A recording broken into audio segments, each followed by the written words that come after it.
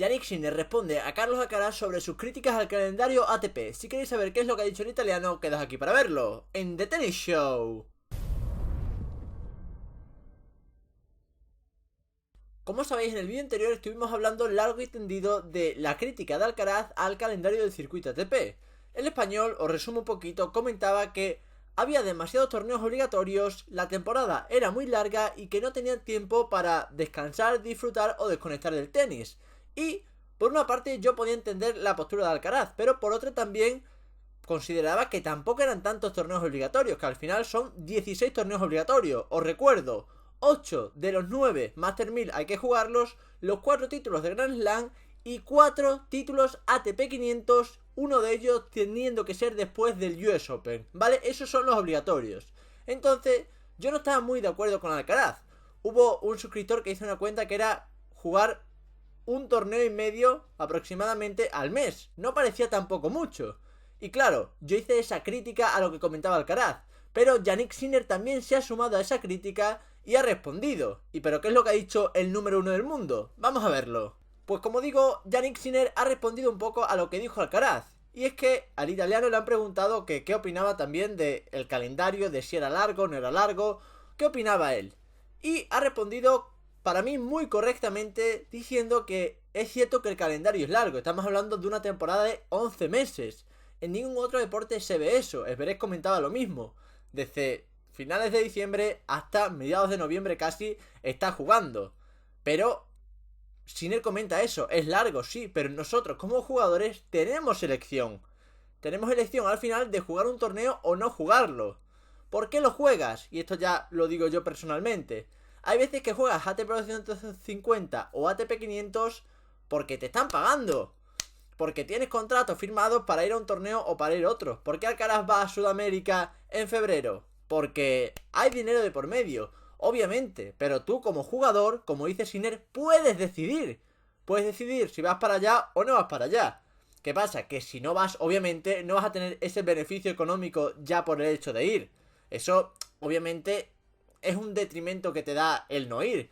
Pero si tú quieres priorizar tu vida familiar, tu vida personal, antes que el ir a un torneo que te van a pagar solamente por ir, eso ya depende de ti y de las prioridades que tengas. Continúa Sinner comentando eso, que sí, que como jugadores tenemos torneos obligatorios, ya los hemos dicho al principio, 16 torneos obligatorios, pero que al final podemos elegir. ¿Y por qué puedes elegir? Porque al tener una temporada tan larga y tener tantos torneos, no estás yendo a torneos todas las semanas. Es más, vemos que la mayoría de jugadores top no los vemos en la mayoría de los torneos. ¿Por qué sí que vas a un torneo ATP 250, como he dicho antes? Porque te pueden pagar, porque tienes un contrato firmado con ese torneo para jugar. Pero eso ya depende de si quieres o no quieres ir. Pero como dice Sinner, tú tienes un calendario muy largo, tienes muchos torneos. Tú al final decides qué juegas y qué no juegas. Pero ¿por qué Alcaraz dice que hay muchos torneos obligatorios y que hay una temporada muy larga y Sinner no? O Sinner dice que no son tantos torneos obligatorios. Al final yo creo que esto se basa mucho en la prioridad que tenga cada uno.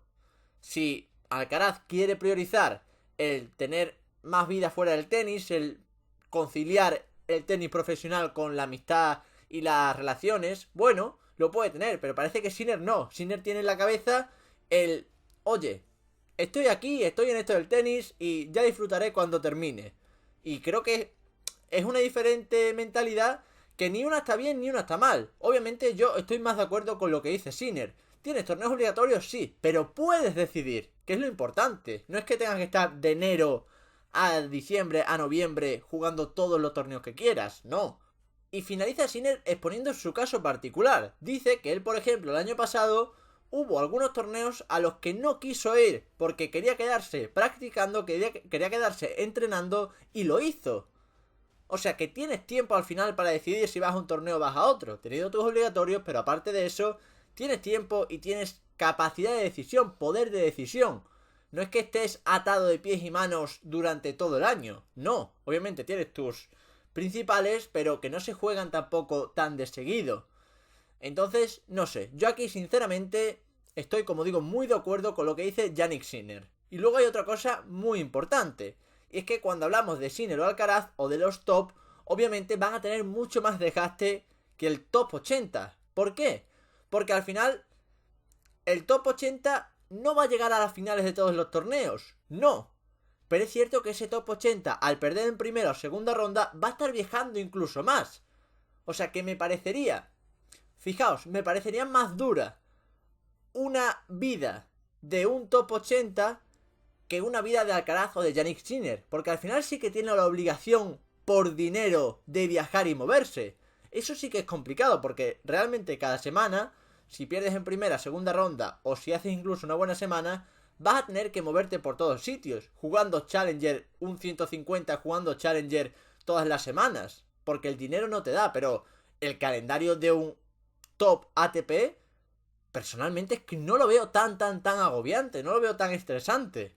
Aunque ya os digo, no lo he jugado nunca y no sé lo que se siente, pero si el número 1 del mundo dice que tampoco está tan mal, no sé, yo me quedo con eso.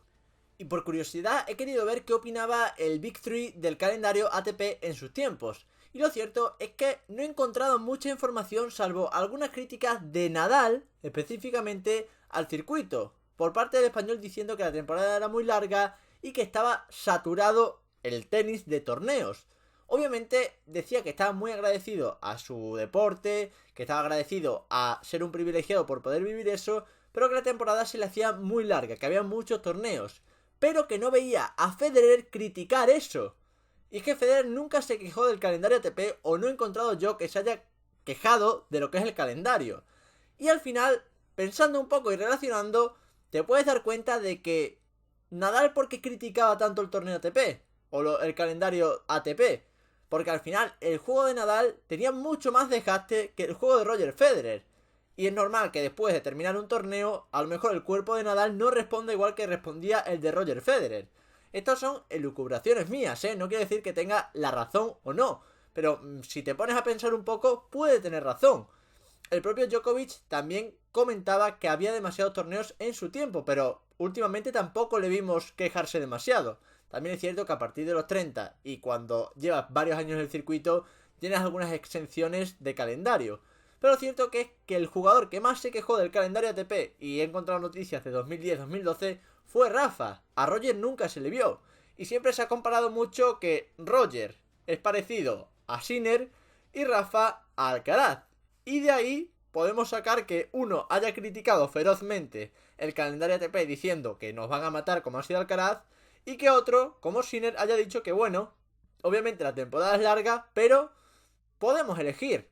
Creo que por su juego se puede entender y hay cierta similitud con lo que ocurrió con Rafael Nadal y Roger Federer. Pero bueno, lo cierto es que el calendario ATP por ahora seguirá como está siendo. Hay opiniones y opiniones, a favor, en contra, la mía ya la sabéis y querría saber la vuestra, así que dejadmelo en los comentarios. Y si os ha gustado el vídeo como siempre, dejad un like, suscribíos y nos vemos en los siguientes, aquí, en The Tennis Show.